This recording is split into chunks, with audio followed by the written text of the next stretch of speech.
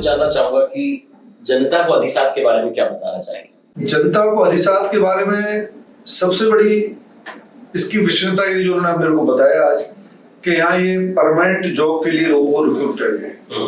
लगभग 100 के लोग जब यहाँ परमानेंट सर्विसेज देंगे तो मैं अनुभव करता हूँ, जब मैं किसी हेल्थ केयर सर्विस में फोन करता हूँ तो वो कहता है मेरे को 2 दिन का समय दे दो, मेरा जो सर्विस देने वाला है वो गांव में है, वहां से आएगा।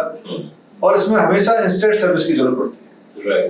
पेशेंट को डॉक्टर ने कहा डिस्चार्ज करने तो जरूरत पड़ती है, पेशेंट ने कहा कि 10 दिन तक आप घर पे जाके रहना पड़ेगा, हॉस्पिटल के इलाज बहुत महंगे होते हैं, कई सारी समस्या इंश्योरेंस की, कई सारी आरटीएचएस की, आयुष्मान योजनाओं की चिरंजीवी की हो गई है कि उनमें 6 दिन से ज्यादा मैक्सिमम हॉस्पिटल पेशेंट को रख नहीं पाते। ऐसे में बड़ी आवश्यकता पड़ जाती है पेशेंट को घर पे ही पूरा सेटअप बना के दिया जाए। ऐसे में अधिसात जो है वो ऑनलाइन एप्लीकेशन के माध्यम से तुरंत सर्विस देगा तो बहुत बड़ी एक पब्लिक की हेल्प हो पाएगी। और बुजुर्ग, अगर मैं पेशेंट्स की बात करूं, उनके लिए कितना उपयोगी साबित होगा?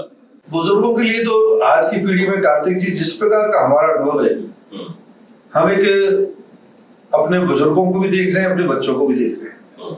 हमारे पेरेंट्स तो मास्टर थे मैनेजमेंट की, जो मैं समझता हूँ, जो कम शिक्षा लेने के बाद भी जिनका दूरदृष्टि रहती थी और बच्चों को काम की आदत डाल देते थे।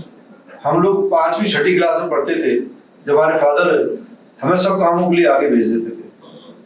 आज हम लोग हमारे बच्चों के साथ इस प्रकार का व्यवहार करने लगे हैं कि उनकी टिकट भी हम कराते हैं, उनकी फीस भी हम जमा कराते हैं, और जब जॉब पे जाते हैं उनके बच्चों को भी हम पालने की कोशिश करते हैं। ऐसे में मैं सोचता हूँ कि जब बुजुर्ग घर में रहता है तो उसके बच्चे तो अच्छे आर्थिक रूप से तो बहुत अच्छे से रहते हैं और वो चाहते हैं मैं माँ बाप की सेवा करूँ, मेरा जॉब भी चलता रहे। तो ऐसे में अधिसात की जो ऑनलाइन तुरंत सेवा साबित होगी वो बहुत अच्छा रहेगा। और अगर मैं बात करूँ स्वास्थ्य सेवाओं को और कैसे सुलभ बना सकते हैं, क्या सजेशन देना चाहेंगे आप?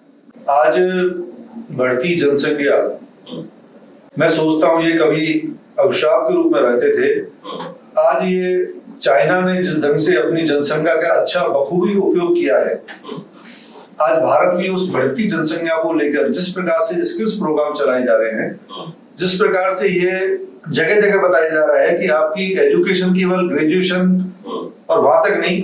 आज आपने देखा होगा कि हमारे यूनिवर्सिटीज और जो ग्रेजुएशन कोर्स है उनमें बच्चे बहुत कमाने लगे हैं। उसके पीछे कारण ये है कि आज स्किल डेवलपमेंट की बहुत जरूरत है। ऐसा कोई स्किल की आपके पास योजना हो जिसमें बच्चे को दूसरे दिन से रोजगार मिल जाए, उस माध्यम से ही आगे इस जनसंख्या का उपयोग हो पाएगा कि हर आदमी को स्किल की बखूबी सिलेबस के माध्यम से बताया जाए, जब इसकी आप साथ हो पाए।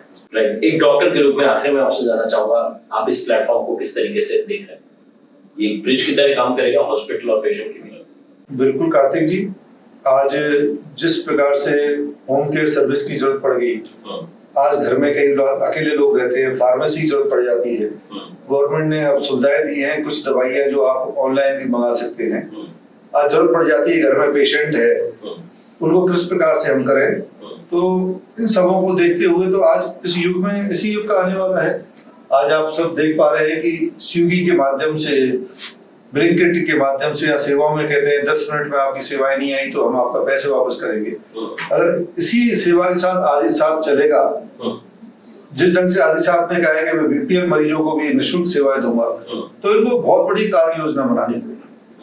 और उसके बाद अगर अधिसात चलता है तो मेरे को बहुत अच्छी उम्मीद है कि ये राजस्थान के लिए, विशेषकर जयपुर के लिए एक बहुत बड़ा लाभकारी साबित होगा। आखिर में 3 शब्दों में अधिसात को अगर आप डिफाइन करें सर, कौन से 3 शब्द आप बोलना चाहेंगे? अधिसात को मैं उम्मीद करता हूँ अधिसात सेवा, समय की पाबंदी और एक ईमानदारी के साथ लो कॉस्ट पे सर्विसेज देगा, तो इसका बनना बहुत पब्लिकली लाभकारी। क्या बात, बहुत बहुत धन्यवाद आपका जुड़ने के लिए और हमसे चर्चा करने के लिए। Thank you so much.